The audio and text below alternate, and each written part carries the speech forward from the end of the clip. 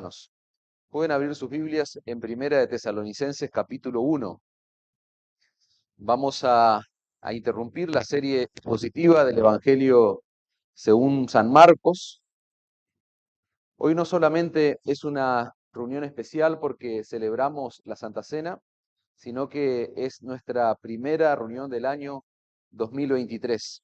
Sin duda que creo que hablo por la gran mayoría de los que estamos aquí en este lugar. Sin duda que nuestros corazones están llenos de gozo, pero también llenos de gratitud, porque hemos dejado atrás, y quiero hablar en términos generales, como iglesia, hemos dejado atrás un año precioso, un año sin precedentes, podríamos decir, en la historia en la breve historia de nuestra iglesia local. Cumplimos un año más donde el Señor nos preservó como iglesia local, donde el Señor nos sostuvo con su gracia, donde el Señor usó a esta iglesia local para edificar la vida de otros creyentes, para que el glorioso mensaje del Evangelio siga siendo proclamado con fidelidad en este lugar. Claro que tenemos motivos más que suficientes para dar gracias al Señor en esta tarde.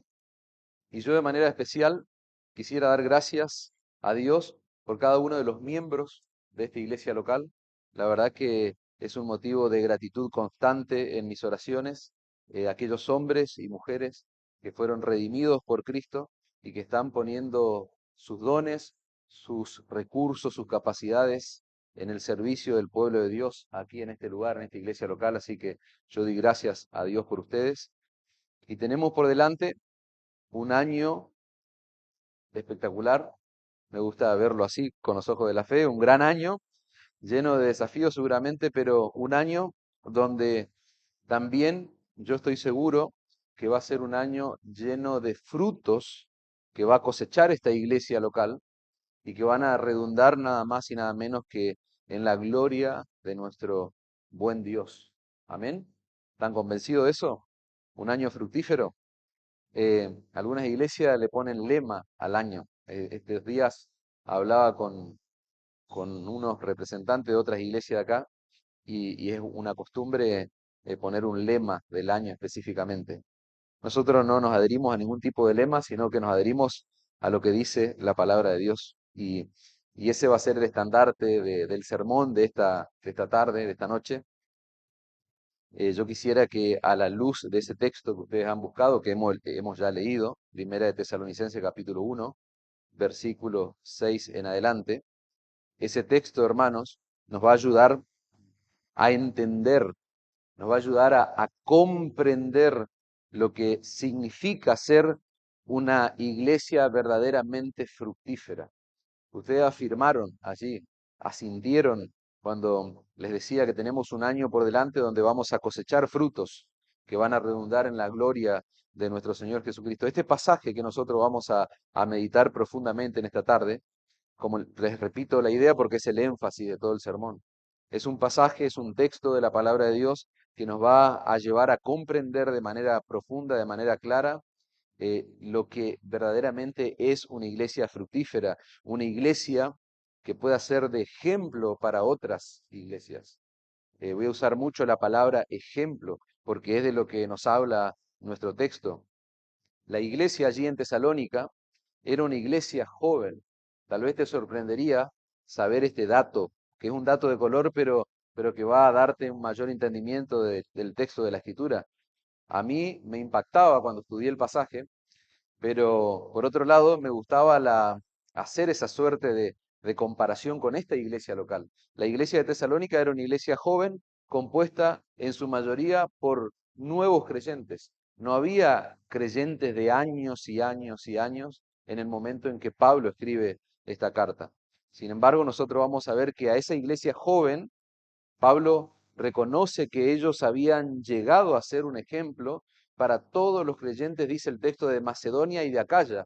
Lo que Pablo está haciendo básicamente es identificar a toda Grecia, porque esas dos ciudades podríamos decir que abarcan todo el territorio griego. Y Pablo está diciendo, esta iglesia joven, esta iglesia compuesta por nuevos creyentes, esta iglesia que tiene una breve historia tal vez, ha llegado a ser un ejemplo para todas las iglesias de Grecia. Nuestro pasaje es el único pasaje, el único texto del Nuevo Testamento donde se menciona que una iglesia ha venido a ser un ejemplo para otras iglesias. ¿No te sorprende eso? Este es el único texto, hermanos. No vamos a encontrar en el resto del Nuevo Testamento que se diga esto de alguna otra iglesia del primer siglo, solamente de Tesalónica. Y yo quiero hacer una aclaración de rigor. No es que esta era la única iglesia ejemplar del primer siglo. Claro que no. Había muchas iglesias ejemplares dignas de imitar en el primer siglo, pero por alguna razón que tal vez no conocemos, Dios determinó, Dios decidió que en su palabra quede registro de la iglesia de Tesalónica como una iglesia digna de ser imitada. El pasaje que nosotros vamos a estudiar ahora representa lo que podríamos entender como el estándar al que toda iglesia tiene que aspirar. Si hay un modelo, por eso el título del sermón es un modelo, una iglesia modelo. Si hay un modelo para imitar como iglesia, es este, el caso de Tesalónica. Nosotros, como Iglesia Vida Nueva Sunchales, deberíamos anhelar que se diga de nosotros lo que Pablo está diciendo de los creyentes en este lugar. Repito eso, hermano. Nosotros debiéramos anhelar al estudiar este texto que se diga de nosotros lo que Pablo está reconociendo de esta iglesia. Si vos amás esta iglesia local, vos tenés que anhelar, tenés que desear con todo tu corazón que la iglesia Vida Nueva Sunchales sea una iglesia modelo, sea una iglesia digna de ser imitada. Y ahora vamos a ver que tenemos muchos prejuicios con eso, porque parece ser que no está bien decir queremos ser una iglesia modelo y que otras iglesias nos imiten. Parece ser que no está bien decir, bueno, yo quiero que otros me imiten. Y vamos a ver que no hay nada más antibíblico pensar que eso tiene alguna connotación negativa, sino todo lo contrario. Nosotros debemos ser una iglesia modelo, vos debés ser un modelo de creyente que otros imiten. Nosotros tenemos que tener algo muy claro, hermanos. La iglesia es lo que sus pastores y sus miembros son. Eso es la iglesia. La iglesia, repito, es lo que sus pastores y sus miembros son. Cuando hablamos de iglesia no hablamos de un concepto abstracto que anda por ahí dando vuelta en los aires. No, la iglesia sos vos, la iglesia soy yo, la iglesia son las personas que fueron redimidas, que fueron lavadas y compradas por la sangre de Cristo. La iglesia son aquellas personas que hoy se reúnen alrededor de esta mesa, de estos símbolos, para celebrar ese acontecimiento glorioso, ese hecho único en la historia que marcó un antes y un después, que fue precisamente la obra sacrificial de Cristo, esa obra por la cual nosotros hoy podemos tener una esperanza de vida eterna. Lo que vamos a aprender hoy, hermanos, acerca de la iglesia tiene que ver, repito, exclusivamente con vos y conmigo. Tiene que ver exclusivamente con cada uno de nosotros, con aquellos que son los miembros de esta iglesia local.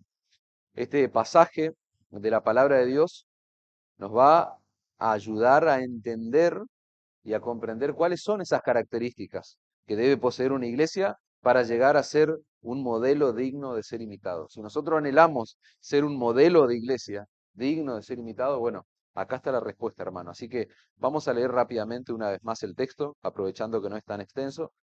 Lo leemos una vez más. Dice el versículo 6 de Primera de Tesalonicenses capítulo 1. Y vosotros viniste a ser imitadores de nosotros y del Señor, recibiendo la palabra en medio de la gran tribulación, con gozo del Espíritu Santo, de tal manera que habéis sido ejemplo a los de Macedonia y de Acaya que han creído, porque partiendo de vosotros ha sido divulgada la palabra del Señor, no solo en Macedonia y en Acaya, sino que también en todo lugar vuestra fe en Dios se ha extendido. De modo que nosotros no tenemos necesidad de hablar nada, porque ellos mismos cuentan de nosotros la manera en que nos recibisteis y cómo os convertisteis de los ídolos a Dios para servir al Dios vivo y verdadero y esperar de los cielos a su Hijo, al cual resucitó de los muertos, a Jesús, a quien nos libra de la ira venidera. Amén. Hasta ahí la palabra del Señor, hermano. Si ustedes prestan atención, aquellos que son hábiles anotadores, los que toman apunte, si ustedes prestan atención, van a ver que lo primero que se identifica en el texto de la iglesia de Tesalónica es que los miembros de esta iglesia eran imitadores de aquellos que imitaban a Jesús. Es lo que Pablo está diciendo. Los tesalonicenses imitaban a aquellos que los instruyeron a ellos, Pablo y su equipo misionero. ¿Por qué? Porque Pablo precisamente era un imitador del Señor Jesucristo. Me gustaría leer desde el versículo 4 del mismo capítulo. Va a decir, porque conocemos, hermanos amados de Dios, vuestra elección, dice Pablo. Pues nuestro evangelio no llegó a vosotros en palabras solamente, sino también en poder, en el Espíritu Santo y en plena certidumbre, como bien sabéis cuáles fuimos entre vosotros por amor de vosotros. Fíjense que Pablo está haciendo mención de ciertas virtudes que tienen estos creyentes, pero al mismo tiempo él está remarcando en el texto quiénes fueron ellos, cómo se condujeron ellos en medio de los tesalonicenses. Y dice, y vosotros viniste a ser imitadores de quién? De nosotros y del Señor. Por eso es importante el versículo 4, leerlo desde ahí. Dice, recibiendo la palabra en medio de gran tribulación con gozo y del Espíritu Santo. La traducción lenguaje actual va a decir, ustedes siguieron nuestro ejemplo y el de nuestro Señor. Y aunque sufrieron mucho, recibieron ese mensaje con la profunda alegría que da el Espíritu Santo. Los creyentes de Tesalónica, hermanos, no solo recibieron el mensaje del Evangelio, no solo recibieron la predicación poderosa de la palabra de Dios, sino que ellos absorbieron, ellos adoptaron el estilo de vida de aquellos que llevaron el Evangelio, de aquellos que llevaron la palabra de Dios con poder. ¿Y quiénes son ellos? Pablo, Silas y Timoteo. Ese es el equipo de trabajo del apóstol Pablo. De esa forma es que ellos llegaron a ser imitadores de Jesús y un ejemplo para otros. Este es un caso donde los imitadores llegaron a ser dignos de imitación. Y lo repito nuevamente, los imitadores, aquellos que están imitando un modelo, llegaron a ser dignos de imitación. Y eso, hermanos, es lo que podríamos llamar como la esencia del discipulado. Cuando hablamos de discipulado en esta iglesia, hablamos de un discipulado integral en la vida orgánica de una iglesia que se considera saludable, de una iglesia que se considera sana. Cuando hablamos de discipulado en esta iglesia, no estamos hablando de solamente transferencia de información. El proceso de discipulado no se produce únicamente cuando yo estoy traspasando información o conocimiento. El proceso bíblico del discipulado integral es una transferencia de vida. ¿Eh? Nosotros modelamos una vida, eso es discipular, cuando estamos siendo un modelo de vida para otros, cuando transferimos vida. La esencia del discipulado es la imitación, hermanos. Y eso fue lo que sucedió ahí en Tesalónica. Y quiero reforzar estos principios para que les quede grabado en sus corazones, hermanos. La esencia del discipulado es la imitación. Y ahora se van a dar cuenta por qué soy tan reiterativo en esto cuando bajemos a tierra las aplicaciones.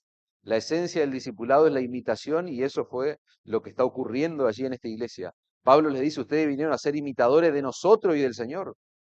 ¿No te llama la atención ese orden que usa Pablo y que claramente es intencional en el texto? Porque nosotros estamos llamados a imitar a quién, a un hombre, no. Estamos llamados a imitar a Jesús. Él es el patrón, Él es nuestro modelo supremo de imitación, pero hay un orden en el texto que tal vez puede llevar a pensar diferente o a confundirnos. Nuestro modelo supremo de imitación para nuestra vida es Cristo. Sin embargo, Pablo menciona que, primero que los tesalonicenses lo imitaron a ellos. Pablo está mencionando que los tesalonicenses primero imitaron a esos hombres que les llevaron el Evangelio. Ese orden, hermano, está puesto de manera intencional en el texto, Creemos que toda la Escritura es inspirada por el Espíritu de Dios, o sea que no hay un error en el texto claramente. Y eso está puesto de manera intencional porque los nuevos creyentes comienzan a imitar a Jesús en la medida en que ellos van percibiendo el carácter de Cristo a través de otros creyentes que son más maduros. Y eso ocurre por lo general con aquellos siervos que ellos tienen en medio de ellos, con aquellos hombres que le están sirviendo. De esa forma, los creyentes, los nuevos creyentes aprenden a imitar a Jesús. Los pastores, hermanos, o los siervos de Cristo, dice un autor, son ese primer libro que leen los nuevos creyentes. Porque es así, lo vemos en el ministerio de Pablo, lo vemos en el caso de esta iglesia ejemplar. Y es obvio, con esto no estoy diciendo lo contrario, sino que es obvio que cada creyente va a conocer a Cristo a través de las páginas de la Escritura. No hay otra forma completa de conocer al Señor Jesucristo, pero inicialmente un nuevo creyente conoce al Señor a través de aquellos que están modelando a Cristo en sus vidas. Y esos son los pastores, los misioneros, los siervos que tenemos en medio nuestro. Es por eso que en el Nuevo Testamento no solo se nos exhorta a imitar a Cristo, sino que también debemos imitar a aquellos que son imitadores de Él. Y Pablo es un maestro por excelencia en ese sentido. ¿Por qué? Porque dice 1 Corintios capítulo 4, versículo 16, por tanto os ruego que me imitéis. Por tanto, os ruego que me imiten, dice Pablo. Y más adelante en el capítulo 11, 1 Corintios, versículo 1, va a decir, sean imitadores de mí, así como yo de Cristo. El modelo por excelencia que debemos imitar es la persona de Jesús, hermano. Pero Pablo había ejemplificado delante de estos creyentes a la persona y el carácter de Cristo. ¿Y saben qué? Por esa razón los exhorta y le dicen, sean imitadores de mí, así como yo de Cristo. Yo mucho tiempo pensé que el apóstol Pablo era como una especie de superhombre. O sea, estaba el Señor Jesucristo, estaban el resto de los apóstoles, y había algo especial.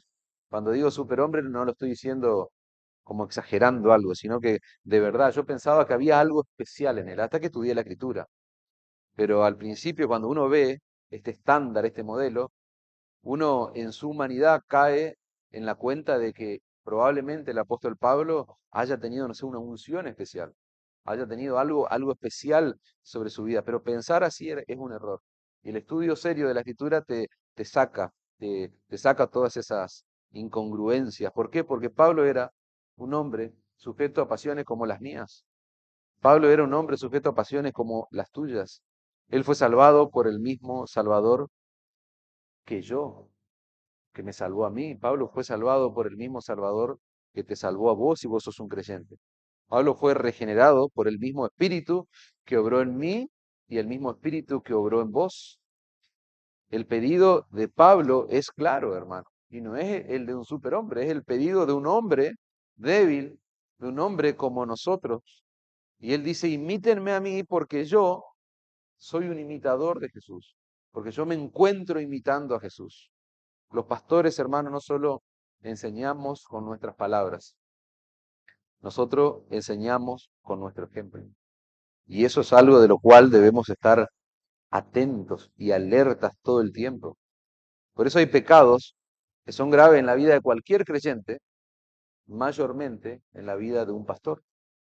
Hay pecados que si un hermano los comete, claramente afecta la salud de la iglesia, afecta la pureza de la iglesia, pero es más grave el daño cuando lo comete un pastor.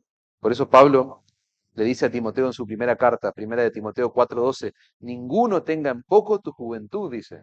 Y le está diciendo un hombre de 40 años. Es erróneo ese concepto de que Timoteo era un jovencito, no. Era un hombre joven, podríamos decir, un hombre que está en los 40 años, no es un hombre viejo, pero era un hombre ya grande. Ninguno tenga en poco tu juventud, tu falta de experiencia quizás. Si no sé ejemplo, dice. Y esa palabra se va a repetir mucho en este sermón, hermanos. Si no sé ejemplo de los creyentes en palabra, conducta, amor, espíritu, fe y pureza.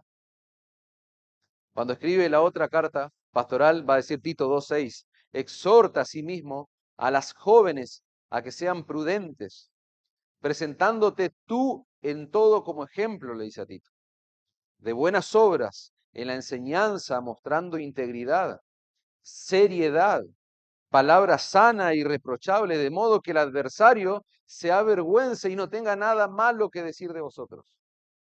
Wow, es tremendo, hermano. El peso que eso tiene para nuestras vidas no te aplasta.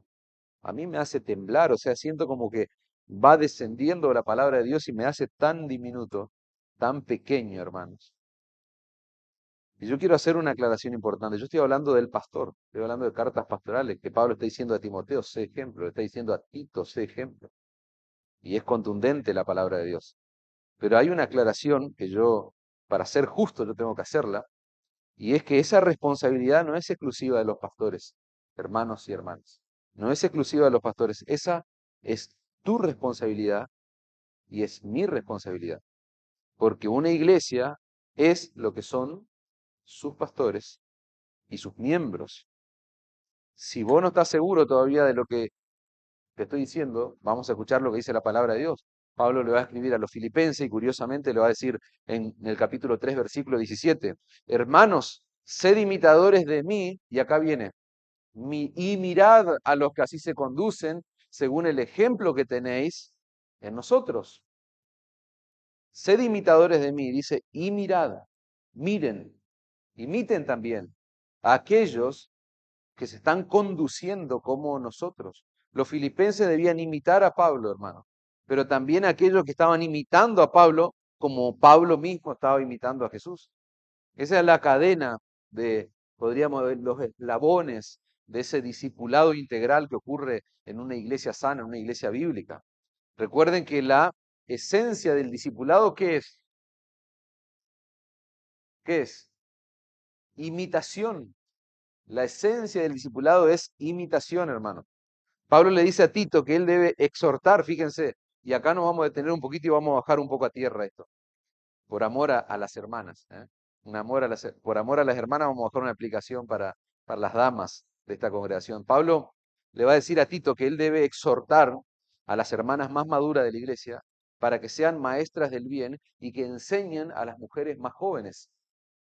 Tito capítulo 2, versículo 3. Las ancianas asimismo sean reverentes en su porte, no calumniadoras, no esclavas del vino, maestras del bien, que enseñan a las mujeres jóvenes a amar a sus maridos y a sus hijos, a ser prudentes, castas, cuidadosas de su casa, buenas, sujetas a sus maridos. ¿Para qué?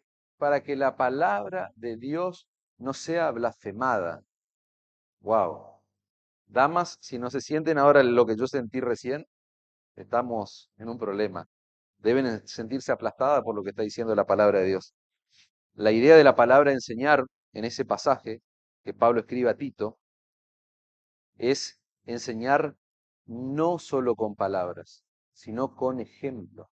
La idea que hay detrás de esa palabra es un tipo de aprendizaje que no se da en términos del verbo, sino que se da en términos de imitación, de lo que yo observo, de lo que yo estoy absorbiendo. Esa sería la idea.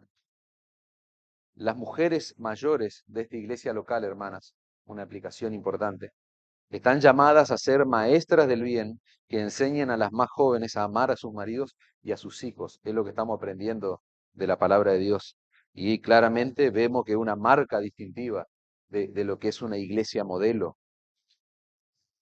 Eso significa que para las hermanas mayores, que cuando las mujeres jóvenes te ven a vos, da la idea el texto de que ellas deben aprender de vos a amar a sus maridos, a amar a sus hijos. Cuando te ven a vos deben aprender a ser prudentes, deben aprender a ser castas, puras, santas, inocentes en su forma de pensamiento, en su accionar.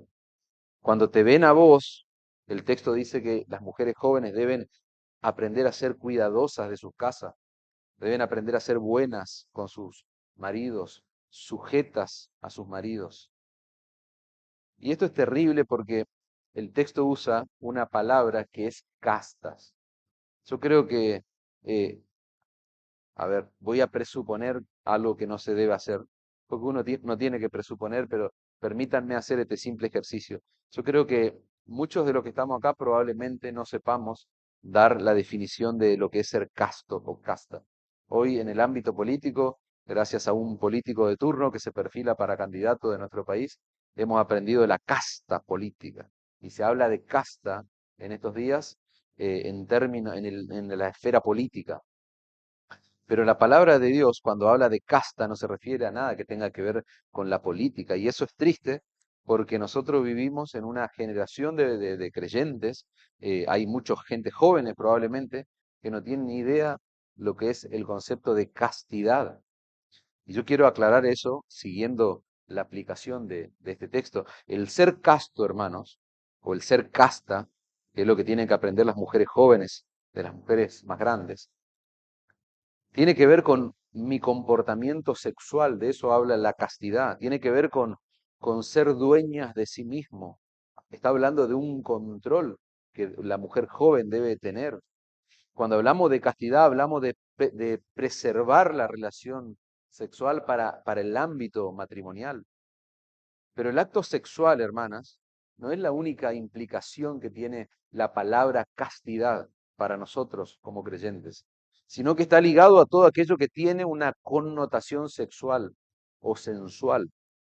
Fíjense que las mujeres jóvenes, cuando ven a las maestras del bien, que son las mujeres mayores de la congregación, ellas deben aprender a ser, entre tantas cosas, castas.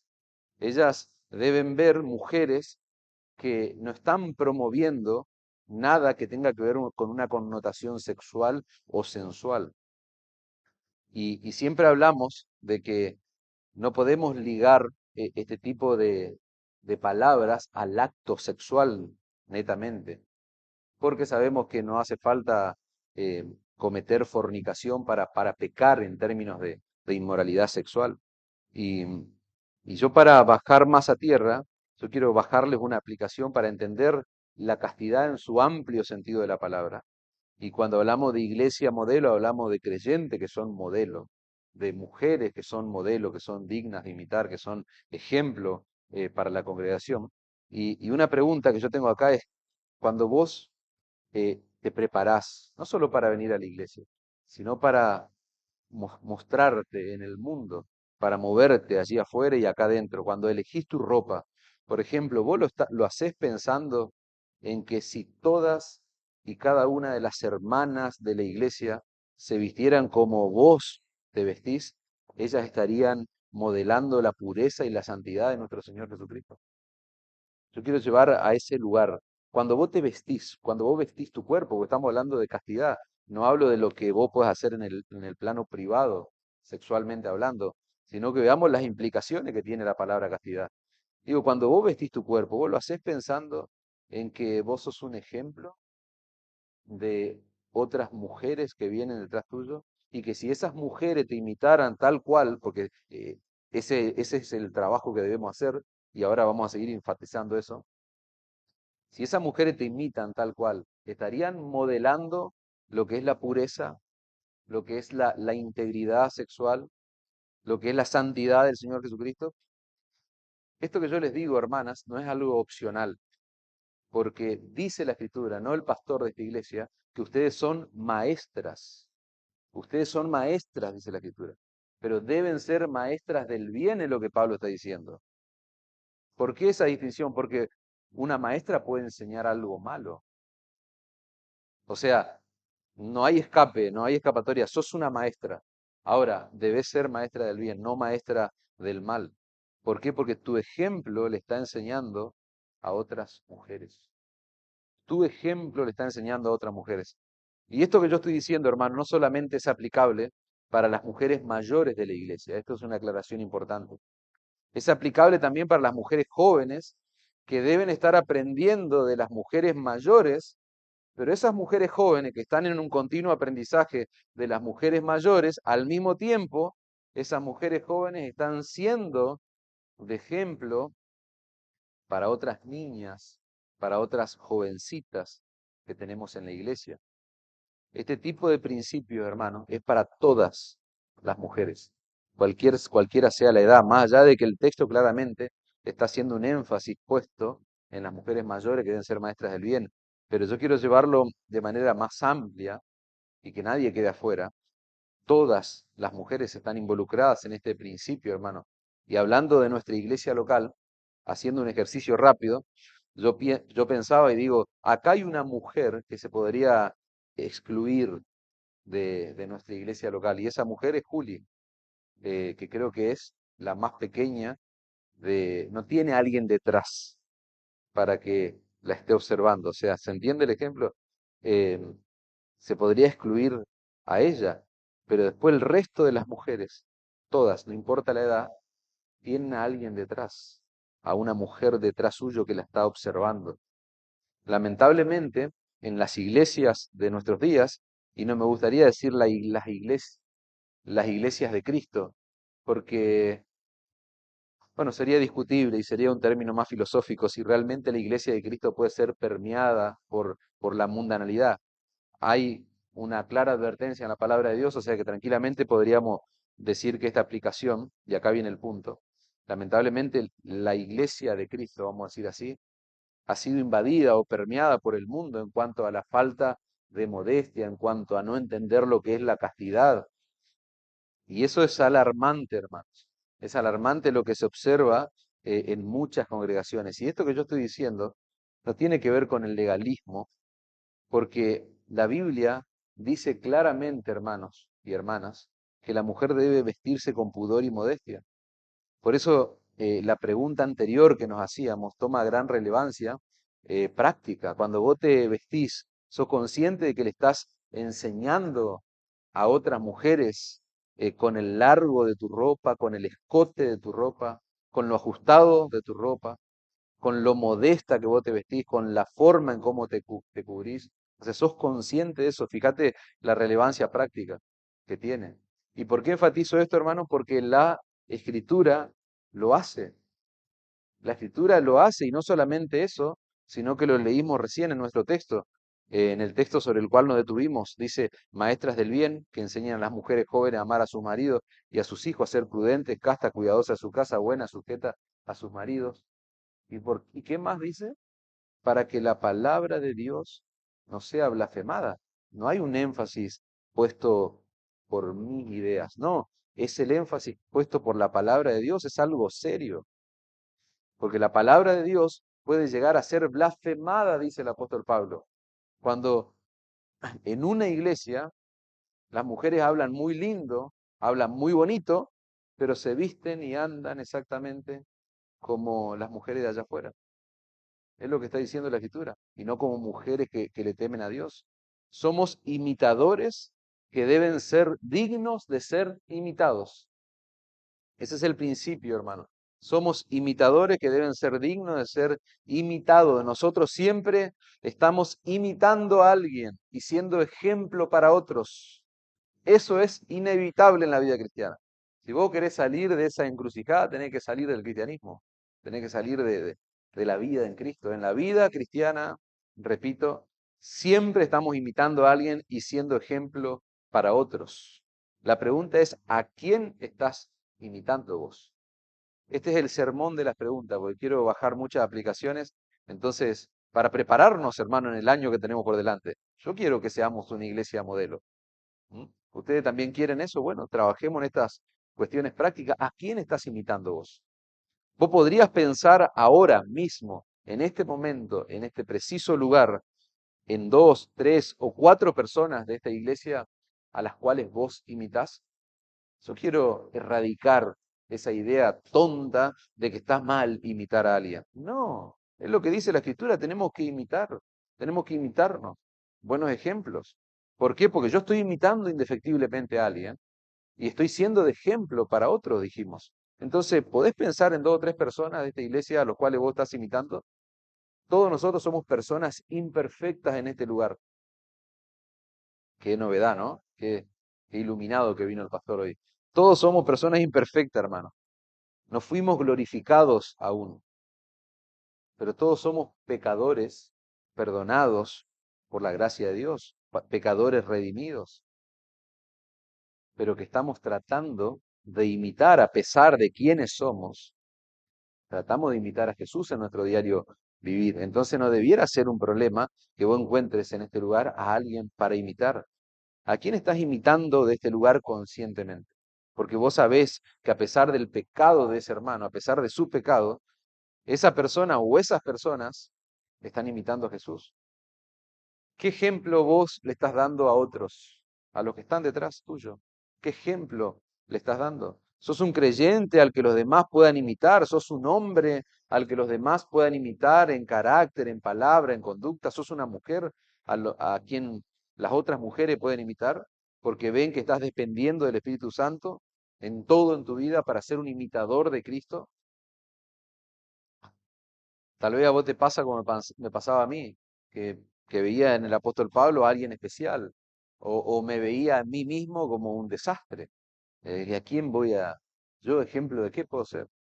Porque eso es algo loco que ocurre cuando uno va creciendo en su comprensión del Evangelio, uno conoce la gracia de Dios, se ve cautivado por la perfección de Dios y se ve destruido por la imperfección y el pecado que hay en uno.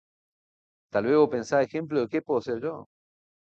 Estos nuevos creyentes, hermanos, una iglesia como la nuestra, estos nuevos creyentes de Tesalónica eran seres humanos comunes y corrientes y ellos llegaron a ser ejemplo, hermano, en toda Grecia. ¿Vos te imaginás esta iglesia local siendo ejemplo en todo el territorio santafesino, en todo el territorio argentino? ¿Te imaginás eso? No es soberbia pensar así, hermanos. Es bíblico pensar así.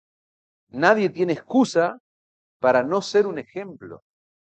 Los pecadores imperfectos de este lugar, que fueron perdonados y lavados por la sangre de Cristo, tienen que ser ejemplo, hermano. ¿Por qué? Porque no hay que ser perfecto para ser un ejemplo.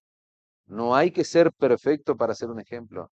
Porque si perfección es lo que se requiere, ni vos ni yo podríamos ser ejemplo de nada. La Biblia no requiere perfección, a las claras está, hermano.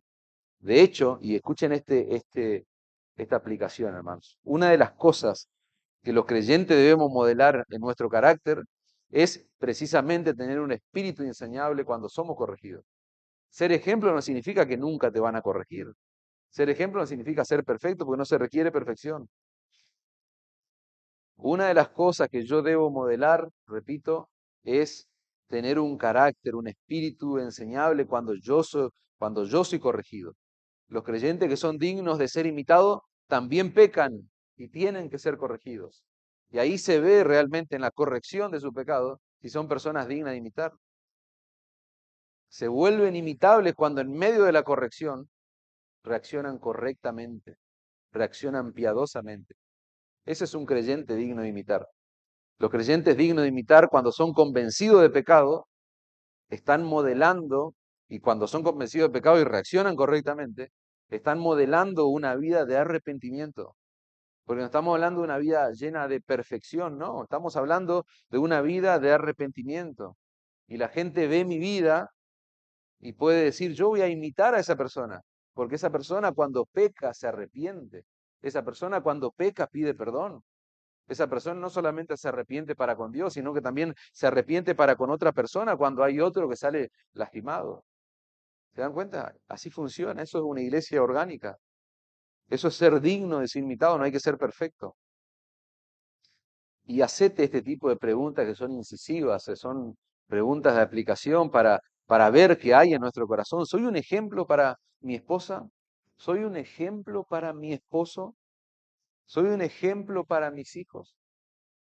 Si todos los creyentes de esta iglesia te imitaran a vos, ¿cómo sería esta iglesia? ¿Cómo sería esta iglesia? ¿Sería una iglesia ejemplar si todos te estuvieran imitando en tu pasión por la iglesia, en tu pasión por el evangelio, en tu pasión por Cristo, en tu pasión por el evangelismo, para llevar a Cristo a otros, en tu pasión por la palabra de Dios? Es terrible cuando vos sos padre, vos caes, ¡pum! ¿Viste? Porque hay alguien que está imitándote. Hay alguien que está aprendiendo, no tanto de lo que decís, sino de lo que ve, de lo que observa. Ser padre es una humillación continua y constante. Pero estar en la iglesia de Cristo es igual de humillante. ¿Por qué? Porque la gente te está observando. La gente te está viendo. La gente está observando, la iglesia te está observando. Entonces la pregunta es importante. Si todos estos creyentes me imitaran a mí, yo me pregunto, digo, ¿cómo sería esta iglesia?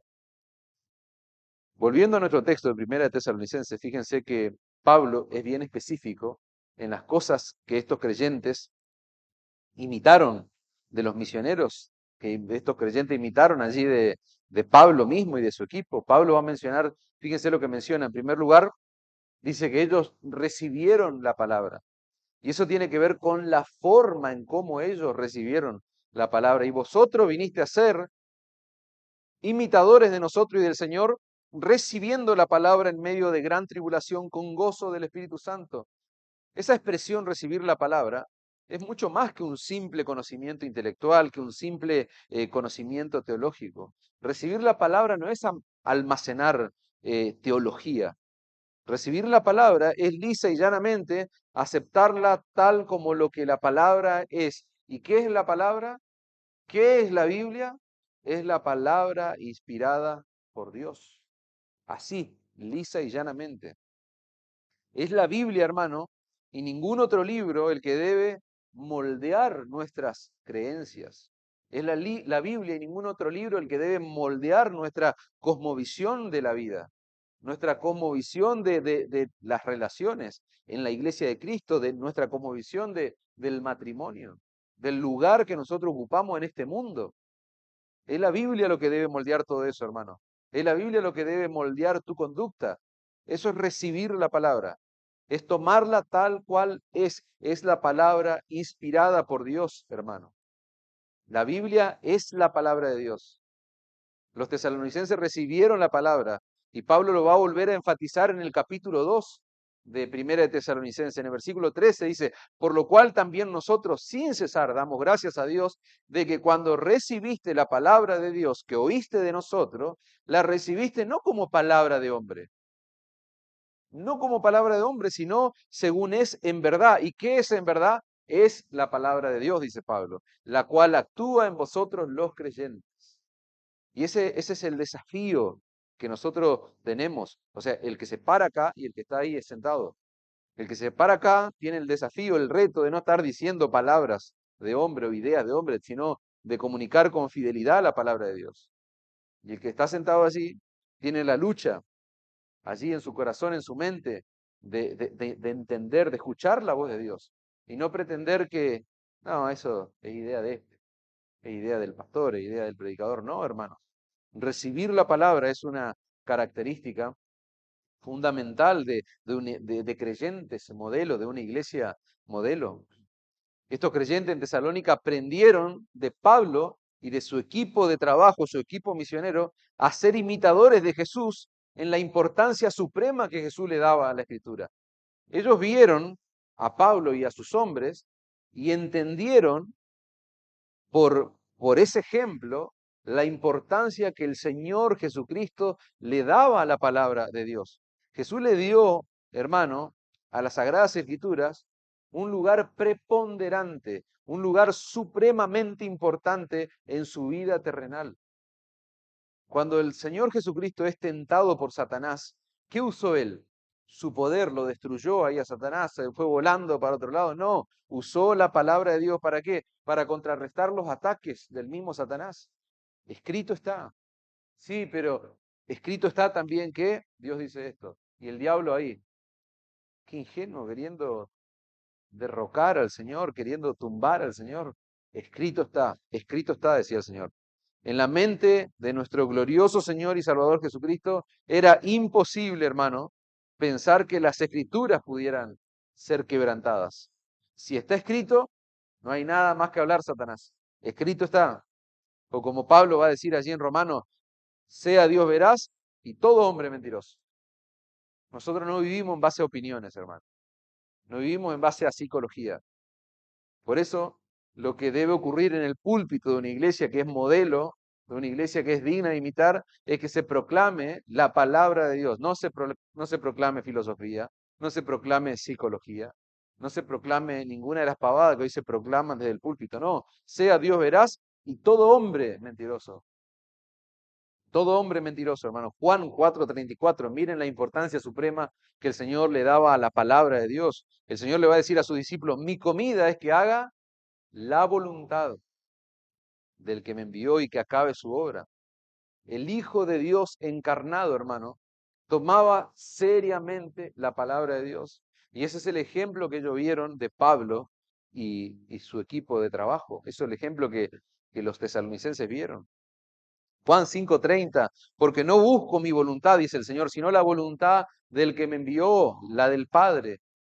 Los creyentes que modelan a Cristo aman la palabra, hermanos. Repito, los creyentes que modelan a Cristo aman la palabra, la toman muy en serio. Otra pregunta de introspección, otra pregunta de aplicación. Los demás pueden ver que para vos las escrituras son supremamente importantes, como vieron los tesalonicenses en la vida de Pablo. Los demás pueden ver que las escrituras para vos son importantes. Tus hijos pueden ver que la palabra de Dios es importante para vos. Pueden ver los demás en esta iglesia que vos sos un hombre o que sos una mujer que ama la palabra de Dios. Hay pasión en tu vida por la palabra de Dios. Los creyentes de Tesalónica no solamente recibieron la palabra de Dios, la tomaron tal cual es, producto de esa imitación que vieron en Pablo y sus hombres, sino que ellos lo hicieron en medio de mucha tribulación. Y yo sé que el tiempo apremia, hermanos, pero yo quiero rogar tu atención en este momento. No digo que no hayas estado atento en el resto del sermón, pero ahora quiero poner toda tu mente en este lugar. Los tesalonicenses recibieron la palabra de Dios en medio de mucha tribulación. Dice nuestro texto, recibiendo la palabra en medio de gran tribulación, pero con gozo del Espíritu Santo.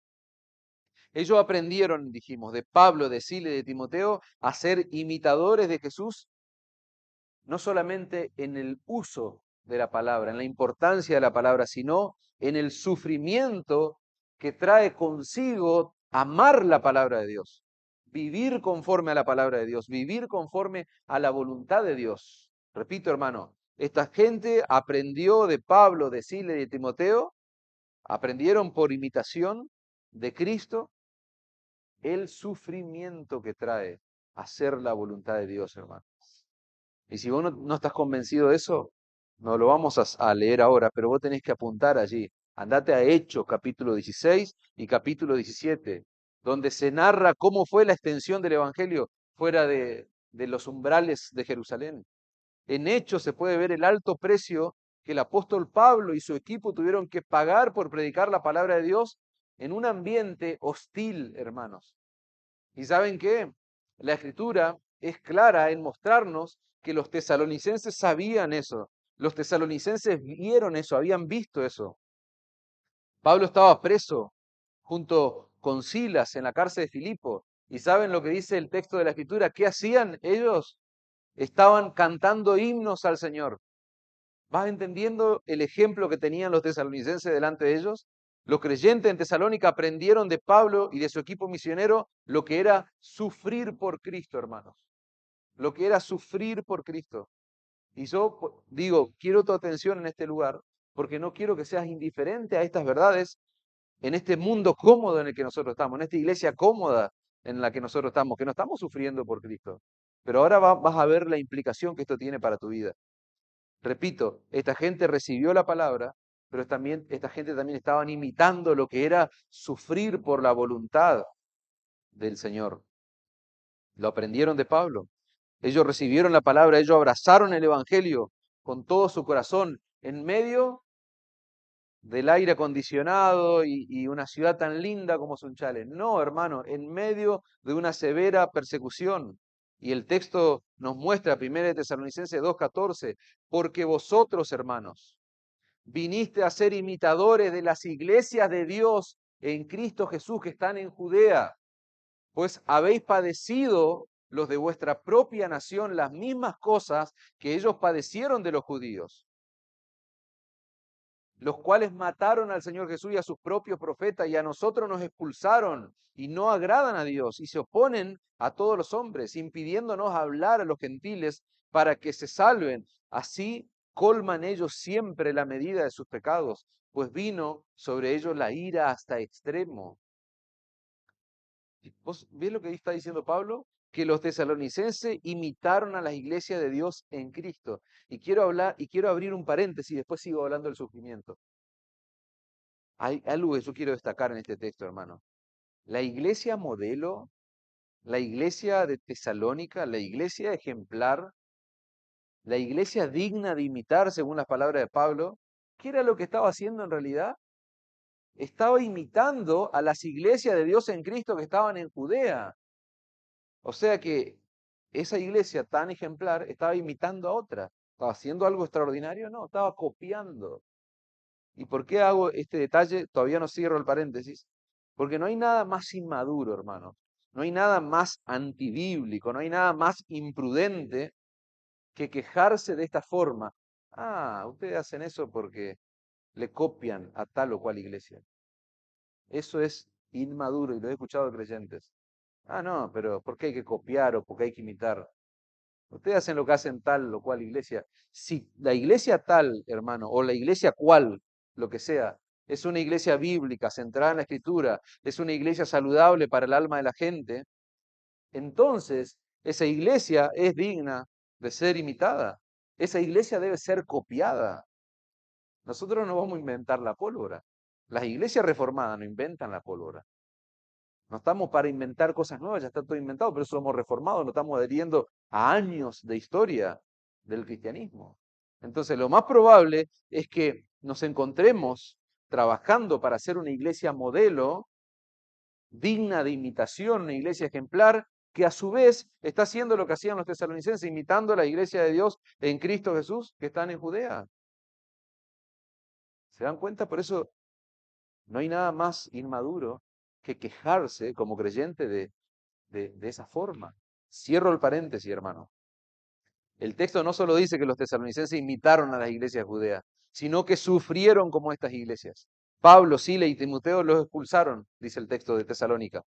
Y los hermanos vieron, porque a nosotros dice, nos expulsaron, no nos dejaron predicar, y dice, ellos vieron, ellos aprendieron del ejemplo de estos siervos. El gozo en el sufrimiento, hermano, no es natural. ¿Cómo se entiende lógicamente, según tu mente, que uno pueda estar alegre mientras sufre? No se trata de ese tipo de alegría. Cuando vos encontrás sufrimiento y gozo en la escritura, no piense que ese tipo de alegría que uno experimenta cuando todo le está saliendo bien en la vida. No, este gozo que está ligado al sufrimiento es algo que no es natural en vos. Vos naturalmente te pones contento cuando todo te va bien, no te pones contento, no te pones alegre, gozoso cuando te van mal las cosas, cuando te están apedreando o cuando te están matando. No, este es un gozo, es una capacidad sobrenatural, es la característica del fruto del Espíritu, que vemos allí en Gálatas 5:22. Mas el fruto del Espíritu es amor, gozo, paz, paciencia, benignidad, bondad y fe, mansedumbre y templanza. Lo que está ocurriendo con los tesalonicenses es algo sobrenatural, hermano. Es algo que está por encima de ellos, algo que solamente lo produce el Espíritu de Dios en los creyentes. Estos creyentes fueron discipulados para el sufrimiento. ¿Qué dijimos hoy? ¿Cuál es la esencia del discipulado? La imitación, es la transferencia de vida, no de información. Y el apóstol Pablo y su equipo de trabajo transfirió vida, discipularon a esta gente para el sufrimiento por medio del ejemplo. Cuando Pablo le escribe a los Corintios, Pablo va a mencionar el ejemplo de las iglesias de Macedonia. Y dentro de esas iglesias, de esa región que era Macedonia, estaba Tesalónica. En 2 Corintios 8:1 va a decir, asimismo, hermanos, hacemos saber la gracia de Dios que se ha dado a las iglesias de Macedonia, entre las cuales estaba Tesalónica, que en grande prueba de tribulación, dice, grande prueba de tribulación, la abundancia de su gozo, eso que es sobrenatural, que no nace naturalmente en el corazón humano, dice, la abundancia de su gozo y su profunda pobreza en medio de la abundancia, dice su gozo y su profunda pobreza, abundaron en riqueza de su generosidad. ¿Te das cuenta? ¿Qué es lo que nos enseña la palabra de Dios? Que se puede tener gozo en medio del sufrimiento. ¿Qué es lo que nos enseña este texto que leímos? Que no hay que ser rico para dar, que no hay que ser rico para amar, que no hay que ser rico para hospedar, No hay que ser rico para hacer el bien, no hay que tener mucho dinero, mucho poder adquisitivo para hacer el bien. Estos hermanos que estaban ahí en la región de Macedonia, que Pablo los pone como ejemplo, allí en la carta a los Corintios, eran re pobres, hermanos. Que era una expresión más poética, eran miserablemente pobres. Pero en medio de la tribulación, en medio de la adversidad, en medio de la persecución, en medio de su pobreza, en vez de quejarse, en vez de sacar excusas necias, en vez de autocompadecerse, en vez de inventar pavadas, ellos estaban pensando, ¿qué le faltará a los hermanos de Judea? ¿En qué podemos ayudar a los hermanos de Judea con lo poco que tenemos? Por eso Pablo los va a poner como ejemplo de la historia, para la historia de la iglesia. Abundaron en generosidad, dice. Ser imitadores de Jesús, hermano, implica experimentar ese gozo sobrenatural del Espíritu Santo. ¿Por qué? Porque nuestro Señor lo experimentó.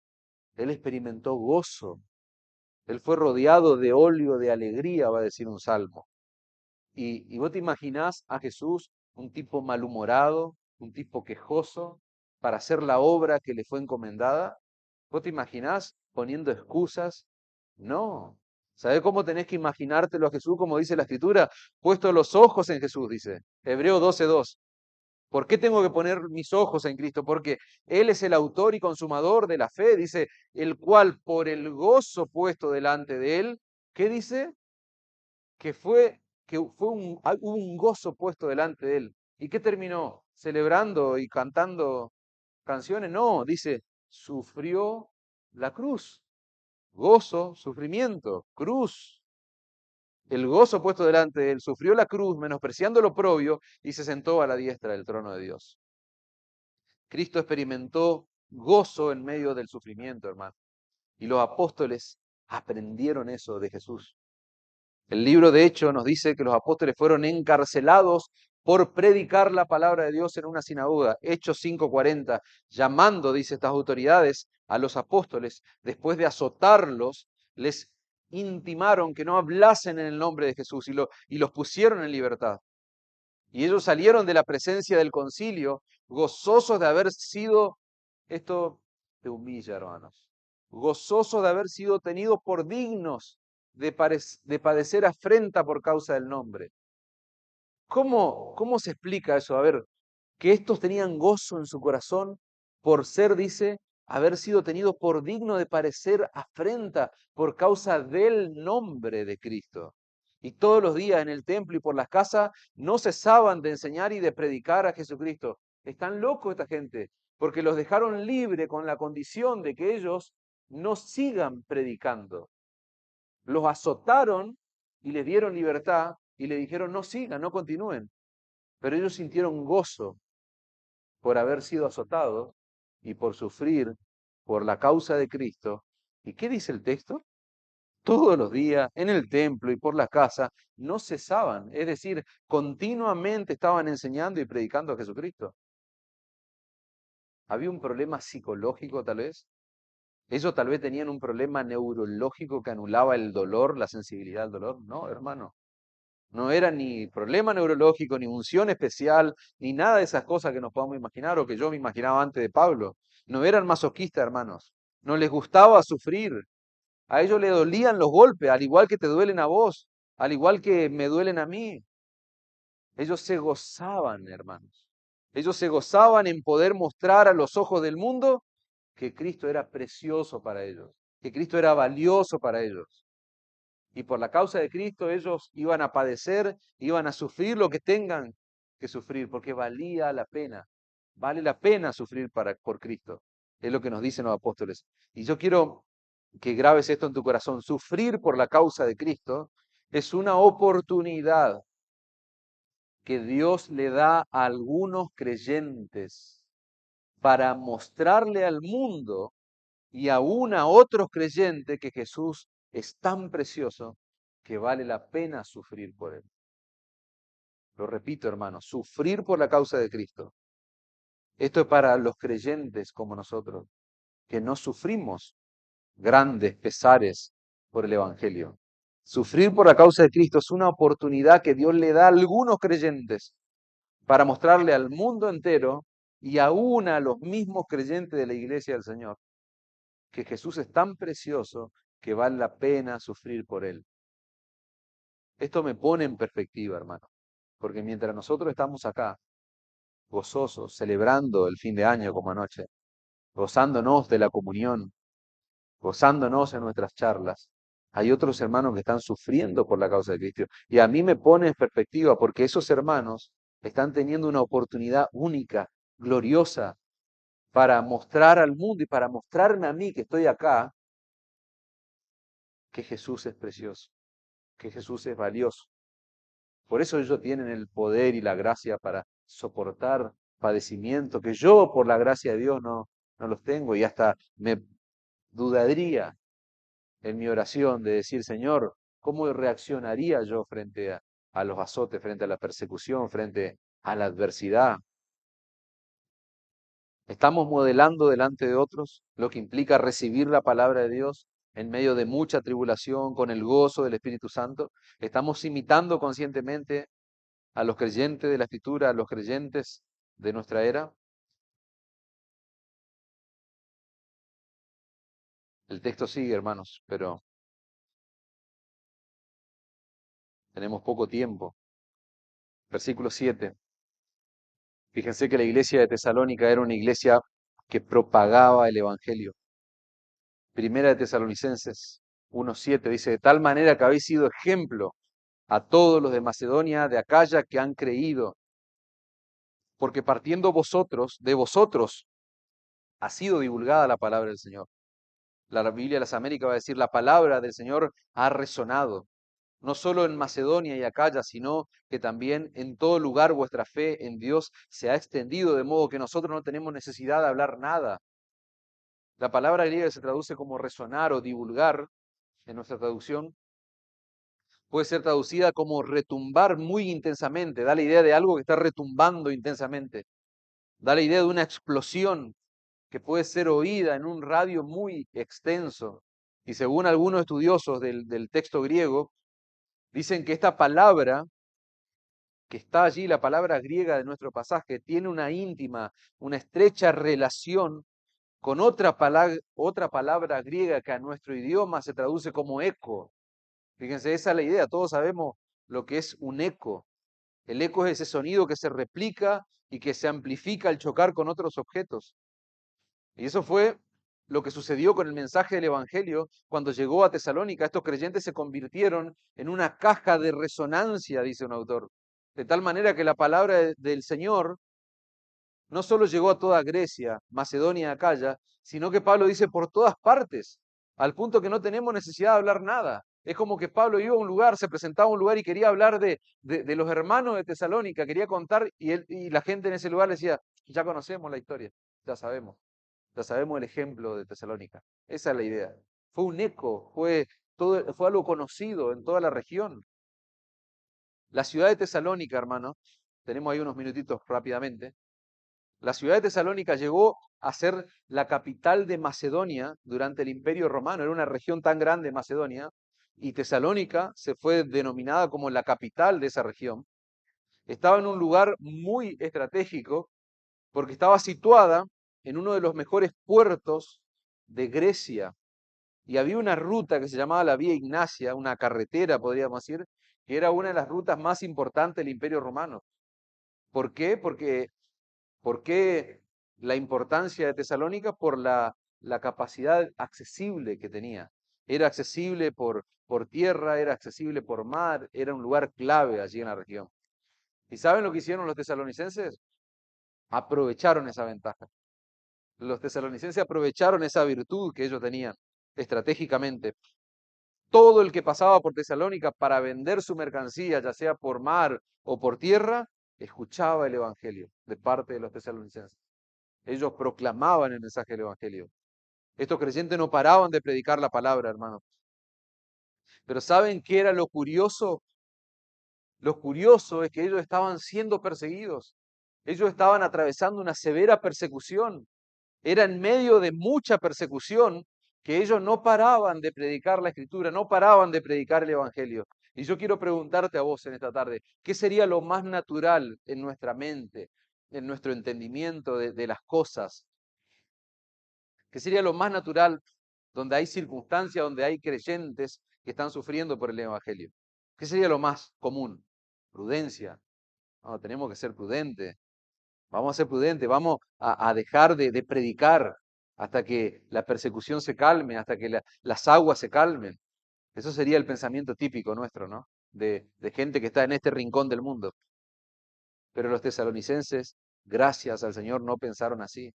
Ellos estaban sufriendo persecución por predicar el Evangelio. Y te pregunto, ¿qué hicieron? ¿Qué hicieron? Siguieron predicando, hermano. Siguieron proclamando. Se cuenta de un autor, John Bunyan, eh, un flamante escritor cristiano que fue el autor de un libro muy conocido, El Progreso del Peregrino. De hecho, hace poco se estrenó una película una película así tipo animada. El autor del Progreso del Peregrino estuvo preso por 12 años en una cárcel por predicar el Evangelio. Y en esa cárcel él va a escribir, fíjense la providencia del Señor, va a escribir este libro que afectó a generaciones, generaciones y seguirá afectando. Y uno de los carceleros, dice la historia, que le decía a Bunyan que recuerde a su hija María y le nombraba continuamente una de sus hijas, una de los hijos que tenía. ¿Y quién era María? María era una hija que había nacido ciega. Y este carcelero le decía, tu familia está sufriendo, tus hijos están sufriendo, tu hija María está padeciendo, porque vos estás acá en la cárcel. Lo único que vos tenés que hacer es prometer a las autoridades y te sacamos inmediato que vos vas a dejar de predicar ese mensaje que proclamás. ¿Y saben lo que Bunyan le decía?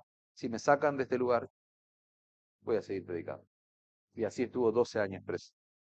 Si me sacan de este lugar, voy a seguir predicando. Y eso fue lo que hicieron los hermanos de Tesalónica, hermano. Y la pregunta es, ¿de dónde aprendieron ellos eso? ¿De dónde aprendieron? ¿De quién van a aprender? ¿De Pablo? ¿De su equipo de trabajo? ¿Qué es la esencia del discipulado? Y ahora sí, todos juntos. ¿Qué es la esencia del discipulado? Imitación. Ellos estaban imitando, hermano. No estaban inventando nada nuevo. Una forma nueva de vivir el cristianismo, algo novedoso. Que nos maten a Pablo y vamos a seguir predicando. No, estaban imitando, hermanos. Primera de Tesalonicenses 2:1, porque vosotros mismos sabéis, hermano, que nuestra visita a vosotros no resultó vana, pues habiendo antes padecido y sido ultrajados en Filipo, ¿cómo sabéis? Ellos sabían eso, tuvimos de nuevo en nuestro Dios para anunciaros el Evangelio de Dios en medio de gran oposición. Después de haber sufrido y sido maltratados en Filipo, como sabéis, tuvimos el valor, dice la Biblia de las Américas, confiados en nuestro Dios de hablaros el Evangelio de Dios en medio de mucha oposición, hermanos. Terrible. Versículo 9. Fíjense que la iglesia de Tesalónica tenía una característica maravillosa.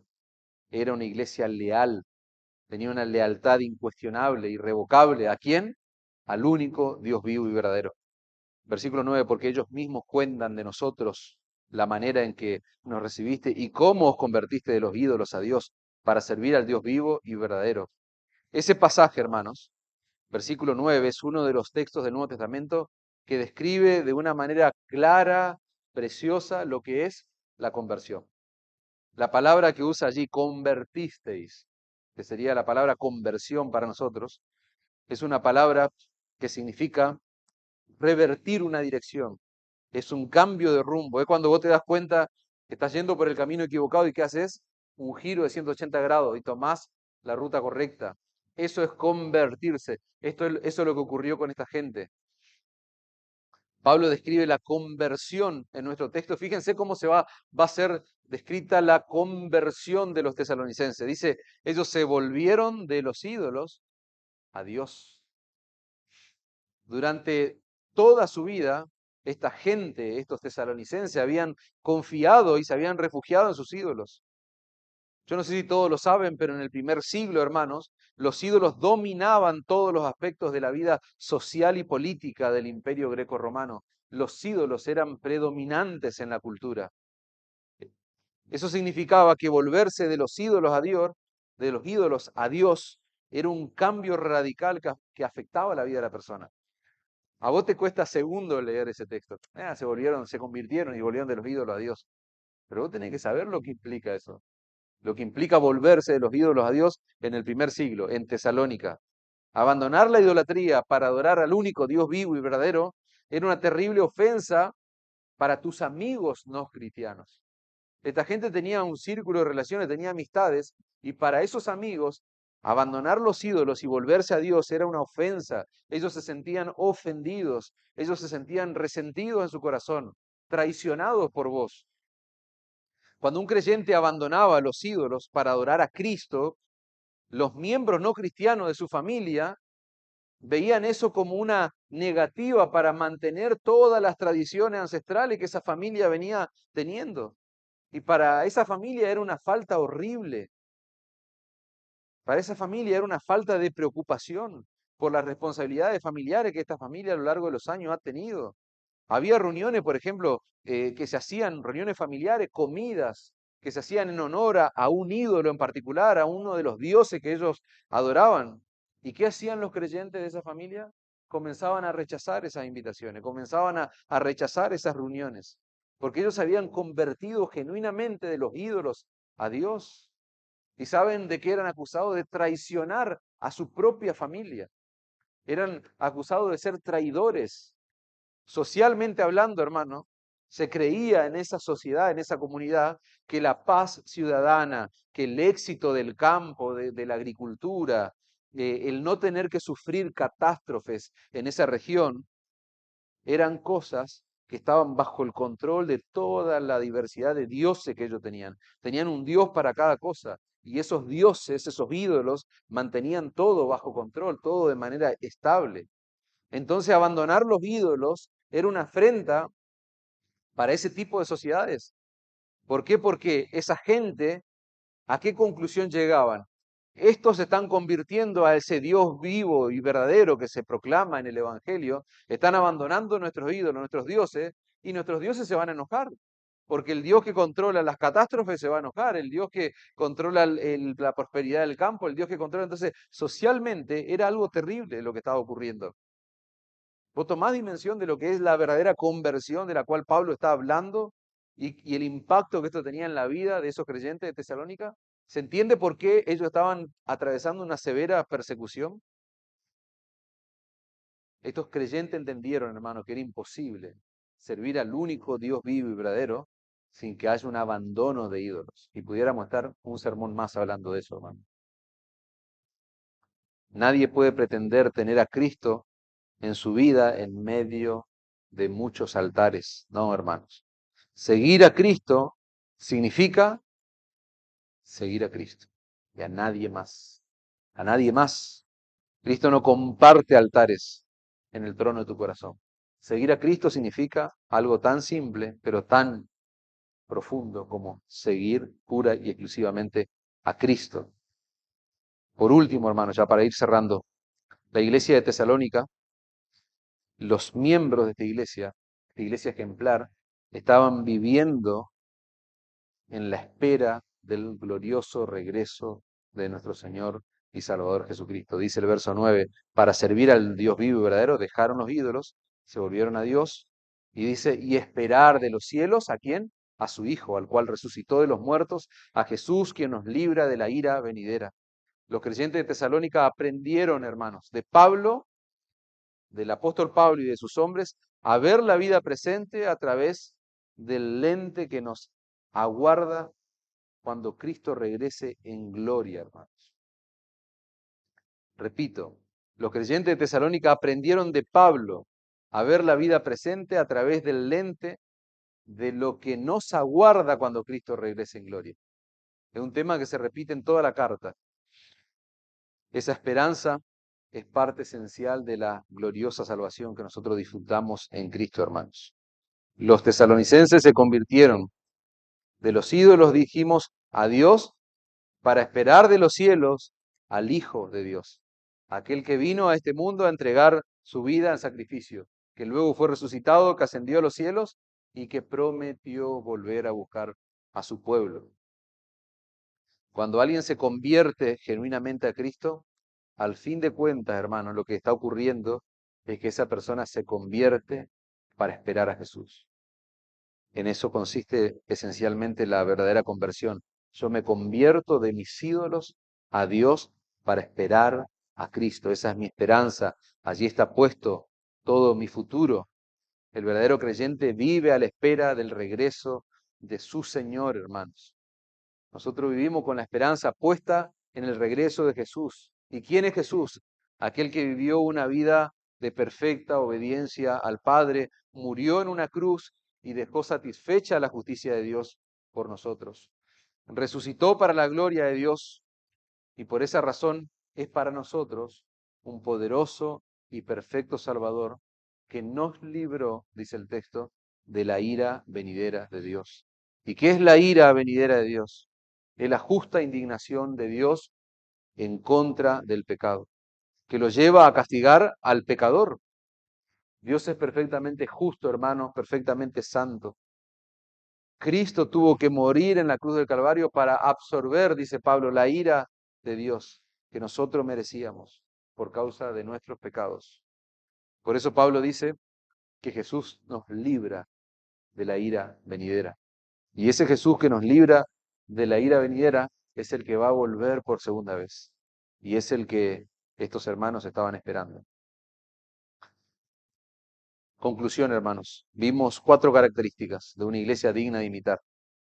Una iglesia donde sus miembros son imitadores de aquellos que imitan a Jesús.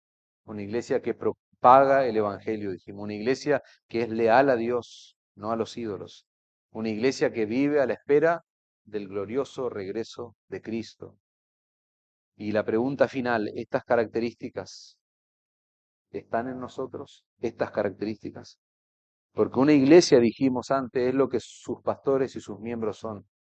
Somos vos y yo lo que debemos ser imitadores de aquellos que imitan a Jesús. Somos vos y yo lo que debemos propagar el Evangelio. Somos vos y yo lo que debemos vivir en una lucha constante contra los ídolos de nuestro corazón. Somos vos y yo lo que debemos vivir a la luz y a la espera del regreso de nuestro Señor. Amén.